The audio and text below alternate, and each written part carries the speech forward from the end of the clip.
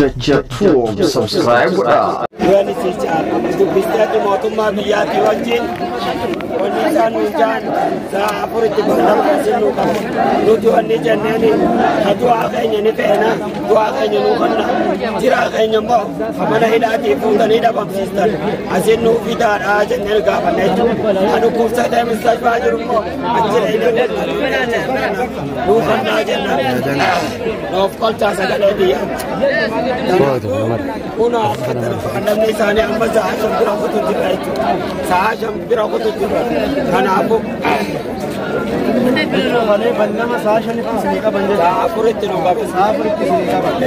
Bannama san isinii kun jechuudha irraan sana. bannama sanii kun Maali rakkoon bannama ittiin guutuudha? bakkoon bannama ittiin guutuudha kalee mootummaa hojii gattaanii dhiibbanii sichaa haata nu seene nuti wanni nuti ga'enu nama keenya kanurra ajjeeftan nu kanna nama keenya jira ammoo makiinaa shanii kutanii akka sa'a lamatti sanasitti akka nuu fiddan basadee isaadhaa nama keenya kadhawamee mustalmanaa hakiimaa keessa jiru hawa ijaan nu agarsiisuu diddansa ijaan nu barsiistanii akka nama keenya kana tartiiba godhannuu jennaani du'enni mootummaa wajji ta'anii boruudhaan Kanaafuu deebisaan malee gaafadha waa tokko wanni isinii deebi'ee hin jiru jechuudha. sa'aan afur bira kudhee sa'a shaniif deemnaan udaayyuu inni sichaara irraan kan uummanni askara uummanni wataadara ka'ee baalamaa irraan qabanii uraachuu baalamanii Jiruu jaan. jiruu Wanni takka hin jiru jaan. wanni takka jiru Ayyeegaa kanumarratti gartee ijoollee gartee dhumtees bakka garagaraarraa nama takka bakka garagaraarraa nam saddeet miidiyaan adda addaatiif nam soddom jechaa himaa jira. Mee kanarratti maaliif isin gaawwan miidiyaan biyya kana keessa jirre murteessuu danda'u namni jireenya gabaasa isin warra biyya kana keessa jiru. Mee akkuma uummanni kun ga'u nam saddeet moo nam soddom immoo mee nama hanqam takkaa namni ture qabatama qabu gartee qabatamaan beekamu takkaa'oo nam beeka jettanii yaadda. ilmaan oromoodha oromoo waan jette harka dhageettirra harkaa wayyaa jetti nuti warri qaamaan biyya sanaa keessa jiru warri uummanni oromoo kun nu dura dhume nuti miidiyaan garagaraadha nama saddeet nama shan nama kudhan jechaa dabarsaa jiru immoo ilmaan oromoo kaasitti wareegame kanarraa haa qaabbatanii miidiyaan dabarsaa jiru nuti ija teenyaan agarra nama dhume immoo mannichi keessa jiru kan biraa dhume biraa hafe uummata santu viidiyoo nu erga jechuudha viidiyoo sanillee dabarsinee jiranii wanni dhume nama 450 Nama 450 qabatama. namni kalakkoo isa hin qabne makiinaa shan yaa guddaa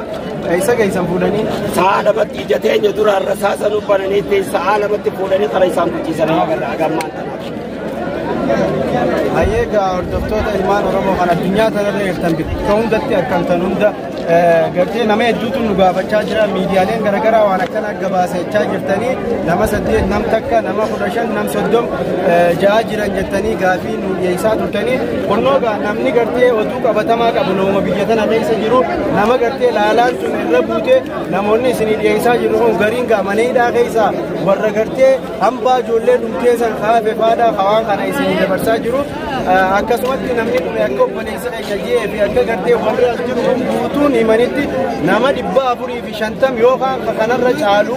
kanumaa gartee reefka isaanii hin harkanne kalee ballama qabannee ballamaan adda yaanee gartee isiniif gaafannaa jaanii sa'a 4 irra ballama qaban amma sa'aan tun sa'a 6 deemna sa'a 5 wayi hin jiranii nam takka keessa cufaadha jaanii gartee nama deebisaa jiranii du'a ammaan dalagaa akkana jiran ilmaan Oromoo gartee biyya Yaman keessa jiranii rakkoon biyya tana keessa jirtu akkana jirti gartee ilmaan Oromoo biyya gartee mirga dhala namaatiif falmitu keessa jirtan ilmaan Oromootiif gartee tattaafatanii dhiiga keessaniif akka gartee iyyitan abdii guddaa isinirraa qabna mee karaa obboleessa keenya isin ammaatti dabalataadhaa ilmaan Oromoo addunyaarra jiru Profeesara Dooktora Sayyid Mahammad Ali keessattuu Sayyid Mahammad Ali bara 2011 nuti hiriira nuti Yaman sanaa keessa baane kanuu quba qabu qabeenyaanis qabeenya Oromoo irraa guuree muqama qabu Sayyid Mahammad Ali akka burraan nu dhaga'u feena kan hin dabarsitan kallattiidhaan Sayyid Mahammad Aliiti kan hin dabarsitan waliin jedhu fedhu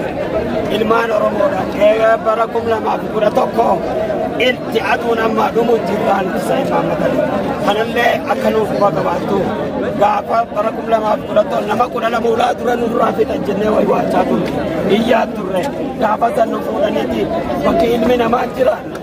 namaa jiran gaara keessa nu facaasan akka ilmaan sareetti arrammoo ilmaan saree sanan kanneeti bushaasha nu lakkaawaniiti boombii jirtu nu darbani rabbii beeytanii jaati nuutiin maddaadha nuutiin as dhaabbatu kun ilmaan keenyaa wajji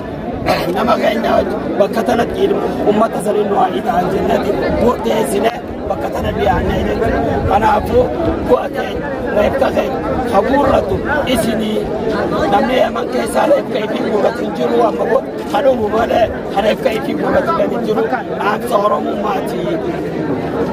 Hayyeegaa hawaasa Oromoo kan addunyaa tana